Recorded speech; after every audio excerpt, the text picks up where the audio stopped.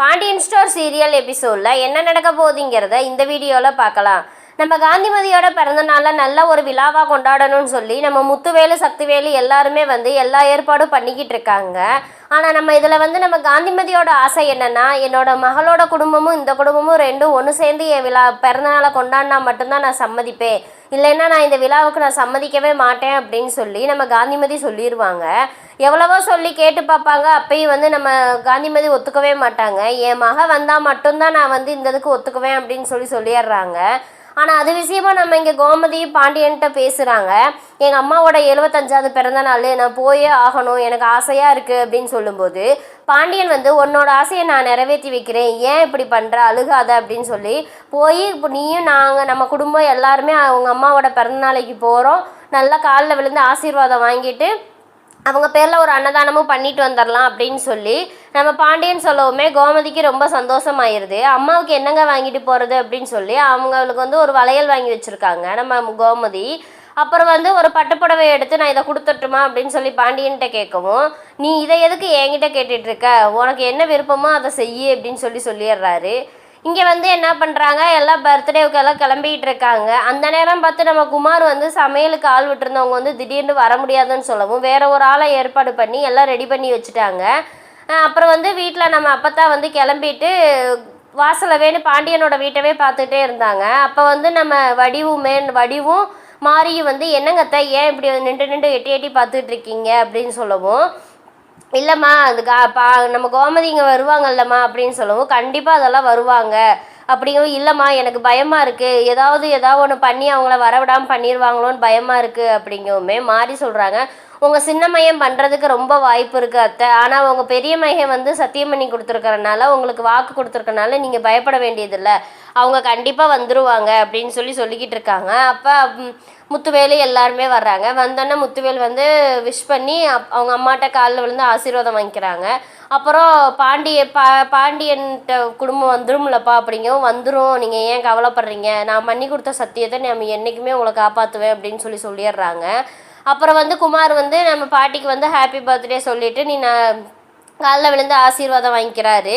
அதே மாதிரி சக்திவேலை போய் பாட்டிக்கு விஷ் பண்ணு அப்படின்னு சொல்லுவோம், என்னோடய வாழ்த்தெல்லாம் அம்மாவுக்கு தேவையில்ல, அதுக்கு மகளோட வாழ்த்து இருந்தால் போதும் அப்படிங்குமே, சக்தி சொன்னால் கேளு சக்தி, என்னோட ஆசையை தயவு செஞ்சு நிறைவேற்று சக்தி, இவனை நம்ப முடியாது, எனக்கு ஒரு சத்தியம் பண்ணி கொடு அப்படின்னு சொல்லி கேட்கவுமே, அதெல்லாம் பண்ண முடியாது ஆத்தா அப்படின்னு சொல்லி, நான் எதையுமே நான் பண்ண மாட்டேன், ஆனால் அவங்களாம் ஏதாவது வம்புழுத்தாங்கன்னா நான் சும்மா இருக்க மாட்டேன் அப்படிங்க, உன்னை நம்ப முடியாது, நீ எனக்கு சத்தியம் பண்ணி கொடு அப்படின்னு சொல்லி கேட்கவுமே சரின்னு சொல்லிட்டு முத்துவேல் சக்திவேலோட கையை பிடிச்சி சத்தியம் பண்ண வச்சிட்றாரு.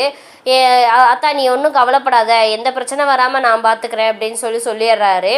அப்புறம் சரி வாங்க எல்லோரும் கிளம்பலாம் அப்படின்னு சொல்லிட்டு இவங்க எல்லோரும் கிளம்புறாங்க. இங்கே கோமதி வீட்டில் எல்லாருமே ரெடி ஆகிட்டாங்க. நம்ம அப்பத்தாவோட பர்த்டேவுக்கு எல்லாருமே ரெடியாகி சாமி கும்பிட்டுட்ருக்காங்க.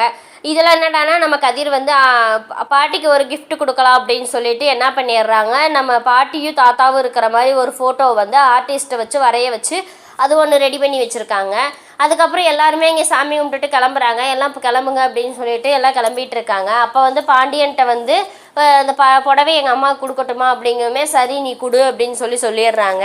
அதே மாதிரி அவங்களும் எடுத்துகிட்டு கிளம்பிடுறாங்க. இங்கே என்னடானா நம்ம ராஜியும் நம்ம கதிர் ஒரு ரொமான்ஸ், இந்த சேலை ஞாபகம் இருக்கா அப்படிங்கவுமே, நான் ஞாபகம் இருக்குது, ஒரு படத்தில் நான் காஜல் அகர்வால் கட்டியிருந்தது தானே அப்படிங்கவுமேனு, உனக்கு இதெல்லாம் உனக்கு ரொம்ப ஓவராக இல்லையா அப்படின்னு சொல்லி கேட்கும்போது, நீ தான் எனக்கு செலக்ட் பண்ணி கொடுத்த அப்படியா சரி அப்படின்னு சொல்லிட்டு பேசிகிட்டு இருக்காங்க. இங்கே என்னடானா நம்ம சரவணன் கிளம்பிட்டு இருக்கும்போது நேராக மயில் போய், ஏவுமா இந்த சட்டையவா போடுறீங்க அப்படிங்கவும், ஆமாம் அப்படின்னு சொல்லவுமேனு, இல்லை என் சேலைக்கு மேட்சாக உங்களுக்கு ஒரு சட்டை அயன் பண்ணி வச்சுருந்தேன்ல அதை போட வேண்டியதானே அப்படின்னு சொல்லி கேட்கவுமே, ஓ இஷ்டத்துக்குலாம் என்னால் போட முடியாது அப்படிங்கிறாங்க.